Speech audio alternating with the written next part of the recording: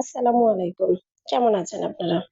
আশা করি আল্লাহর রহমতে যে যেখানেই আছেন সবাই ভালো আছেন। আজ আমি যে চিকেন রেসিপিটা আপনাদের সাথে শেয়ার করব, এত মজা হয়েছে যে একবার না খেলে বিশ্বাসই করতে পারবেন না যে এই চিকেনটা এত মজা হয়।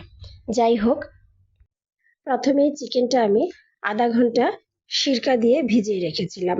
এবার এতে যে মশলাগুলো অ্যাড করব তা হচ্ছে ধনিয়ার গুঁড়া, জিরার গুঁড়া, হলুদের গুঁড়া, মরিচের গুঁড়া, লবণ, আদা রসুন পেস্ট এবং এর সাথে দিয়ে দিব সাদা তেল। এতে কিছুতেই সরিষার তেল ব্যবহার করা যাবে না। এবার 1 কাপ টক দই দিয়ে দিব। একদম ছোট কাপের, এই যে দেখিয়ে দিলাম, ভরে 1 কাপ টক দই দিয়ে ভালো করে এখন এটা মেখে 1 ঘন্টার মতো মেরিনেট করে রাখতে হবে। আপনাদের হাতে সময় না থাকলে আধা ঘন্টা মেরিনেট করলেও চলবে। তারপর এটা রান্নার প্রসেসিংয়ে চলে যাব। আমার পেজের রেসিপিগুলো যদি আপনাদের ভালো লাগে অবশ্যই আমার পেজে লাইক, ফলো এবং কমেন্ট করে পাশেই থাকবেন। কমেন্ট করলে আমি উৎসাহ পাবো। আজ আমি আপনাদের সাথে যে চিকেন রেসিপিটা শেয়ার করছি, এই চিকেন রান্নাটার নাম হচ্ছে লাজমি চিকেন। এই তো আমি খুব ভালো করে মেখে নিচ্ছি।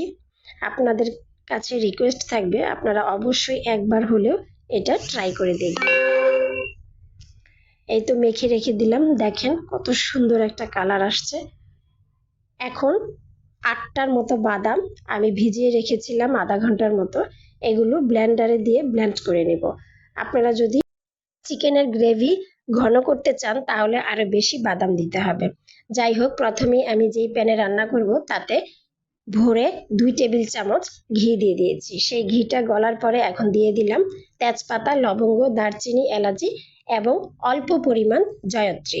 খুব বেশি দেওয়া যাবে না। এগুলো ভাজার পরে যখন একটা সুঘ্রাণ বের হবে তখনই আমি দিয়ে দিব সেই মেরিনেট করা মাংসগুলো। এতে আমি কোনো এক্সট্রা পানি আজ অ্যাড করিনি। আপনারা যদি মনে করেন অ্যাড করতে হবে তাহলে অবশ্যই গরম পানি অ্যাড করবেন, তা না হলে এটার স্বাদ চেঞ্জ হয়ে যাবে। এই তো আমার মশলাগুলো ভাজা হয়েছে, এখন আমি দিয়ে দিচ্ছি চিকেন। এই মাখা চিকেনের সবটুকুই আমি এখন ঘিয়ের মধ্যে ছেড়ে দিব। এবার এটা খুব ভালো করে ঘিয়ের সাথে উল্টে পাল্টে একটু কষে নিব। অবশ্যই আগুনটা লো ফ্লেমে রাখতে হবে, হাই ফ্লেমে এটা রান্না করা যাবে না, তাহলে খুব তাড়াতাড়ি গ্রেভিটা শুকিয়ে যাবে এবং কালারটা নষ্ট হয়ে যাবে, যেহেতু আমি এতে আলাদা করে বেশি একটা পানি ব্যবহার করব না। এই যে আমার 8টা বাদাম পেস্ট করে নিয়েছি, খুব মিহি করে পেস্ট করার কোনো প্রয়োজন নেই, আধ ভাঙা হলেও চলবে, যেহেতু এটা আমি ঝোলে একটা আলাদা ঘ্রাণ এবং ঘন করার জন্য দিয়েছি। তা আমার কাছে মনে হয়েছে একটু পানি অ্যাড করা দরকার, তাই আমি ব্লেন্ডার ধুয়ে কিছুটা পানি এবং কিছু কাঁচামরিচ দিয়ে দিয়েছি। আমি টেস্ট করে দেখেছিলাম, ঝাল একেবারেই হয়নি, যেহেতু আমি কালারের জন্য একটুখানি গুঁড়ামরিচ ইউজ করেছিলাম।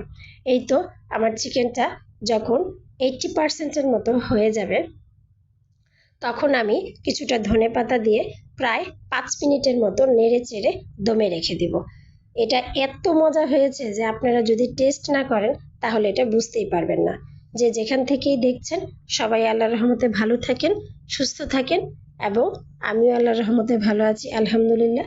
আর আমার রেসিপিগুলো অবশ্যই ট্রাই করবেন। ধন্যবাদ।